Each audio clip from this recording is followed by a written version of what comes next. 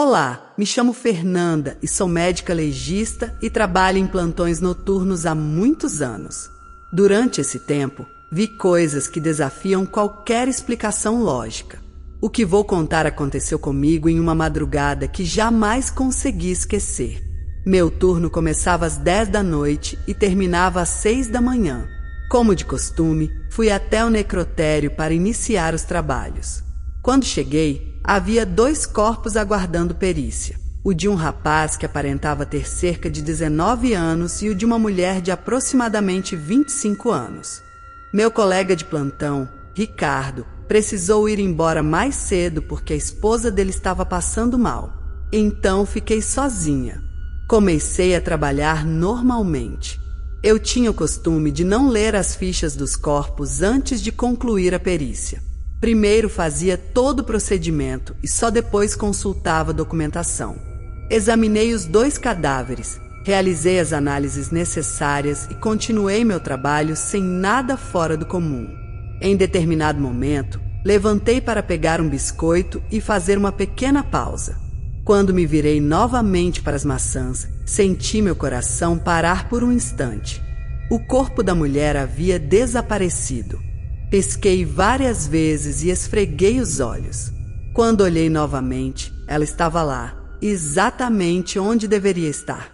Respirei fundo e tentei me convencer de que era apenas cansaço.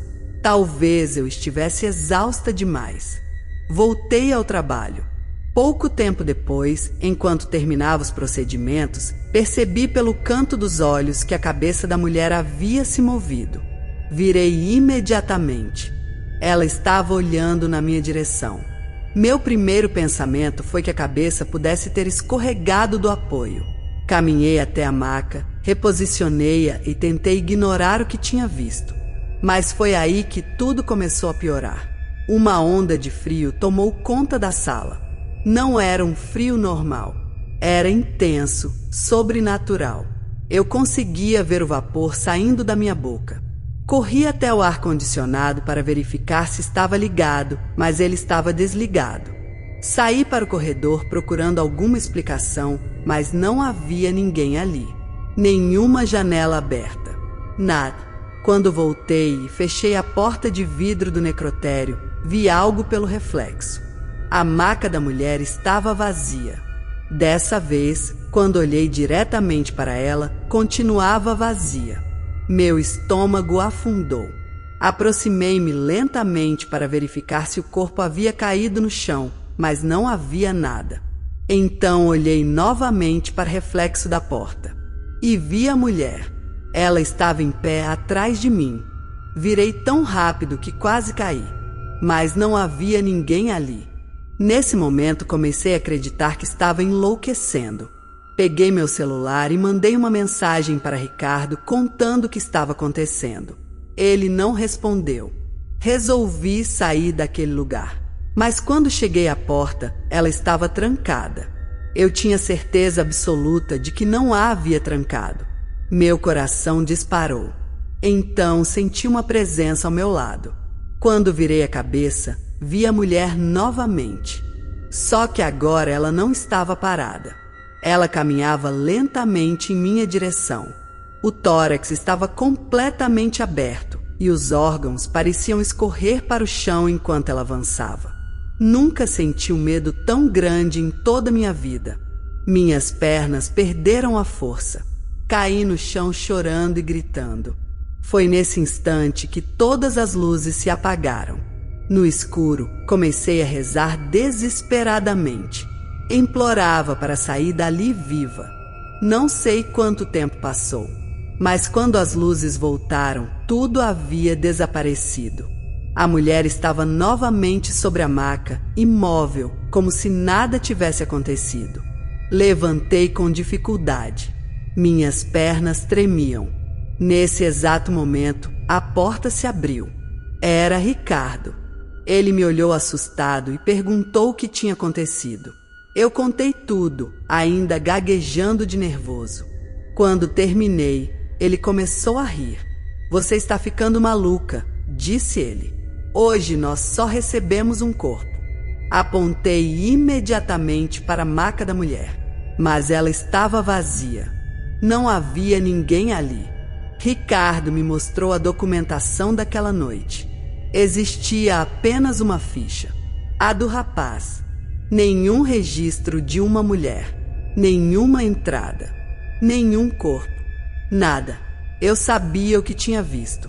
Sabia que tinha trabalhado naquele cadáver. Sabia que havia tocado nele. Mas, oficialmente, aquela mulher nunca esteve ali.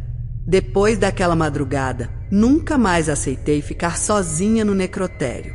E o mais assustador é que essa não foi a última vez que algo impossível aconteceu naquele lugar.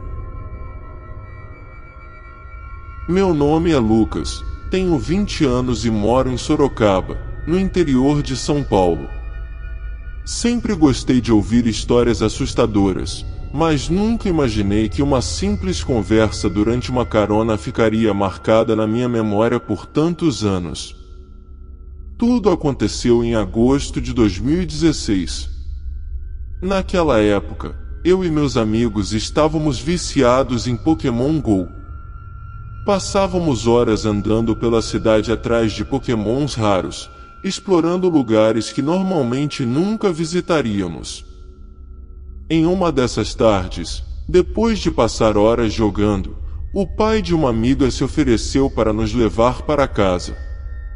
O que parecia ser apenas mais uma carona comum acabou se transformando em uma das histórias mais perturbadoras que eu já ouvi. Enquanto dirigia, ele comentou que havia se lembrado de mim por causa de uma história que um amigo dele havia contado recentemente. Curioso, pedi que ele contasse. Mas antes de começar, ele me perguntou mais de uma vez se eu tinha certeza de que queria ouvir aquilo. Eu ri e respondi que sim. Naquele momento, eu não fazia ideia do arrepio que sentiria ao ouvir cada detalhe. O amigo dele trabalhava em um hospital e certa noite estava fazendo plantão. Apesar de estar com o pé machucado e mancando, ele foi trabalhar normalmente. Em determinado momento, o telefone da sala onde ele estava tocou. Quando atendeu, ouviu uma voz feminina desesperada gritando: "Socorro! Me ajuda! Por favor, me ajuda!" Assustado, ele tentou responder, mas a ligação caiu. Pouco depois, o telefone tocou novamente. Dessa vez, uma enfermeira que trabalhava com ele atendeu. Do outro lado da linha estava a mesma voz feminina, chorando e pedindo ajuda. A enfermeira perguntava quem era e onde ela estava, mas a ligação ficava muda logo em seguida. Minutos depois, o telefone tocou pela terceira vez. A enfermeira atendeu rapidamente, mas dessa vez não havia ninguém falando. Apenas um silêncio absoluto. Achando que alguém estava passando trote, o funcionário ligou para a recepção do hospital para descobrir de onde vinham aquelas chamadas. Como todas as ligações externas passavam obrigatoriamente pela recepção, seria fácil identificar a origem. Mas a recepcionista respondeu algo estranho. "Ninguém está ligando para vocês." Ele insistiu, explicando que já haviam recebido várias chamadas pedindo socorro. Então pediu que ela verificasse o sistema que registrava todas as ligações do hospital. Após alguns instantes, a voz da recepcionista mudou de tom. "Estou vendo as chamadas aqui." As 3 ligações vieram do necrotério. Naquele momento, todos ficaram em silêncio. O problema era que o necrotério estava fechado naquela noite. Mesmo assim, ele e alguns colegas decidiram ir até lá verificar o que estava acontecendo. Segundo ele, o nervosismo era tão grande que até esqueceu da dor no pé e parou de mancar. Quando chegaram ao necrotério, bateram na porta e chamaram várias vezes. Ninguém respondeu. Então resolveram entrar. Vasculharam cada canto do local, mas não havia absolutamente ninguém ali. Nem vivo, nem morto. Mas quando olharam para o telefone da sala, perceberam algo que fez o sangue de todos gelar. O aparelho estava fora do gancho. O amigo dele contou que saiu correndo do necrotério sem olhar para trás. E, sinceramente, depois de ouvir essa história dentro daquele carro, numa noite escura voltando para casa, eu tive certeza de uma coisa. Se eu estivesse naquele hospital, teria corrido também.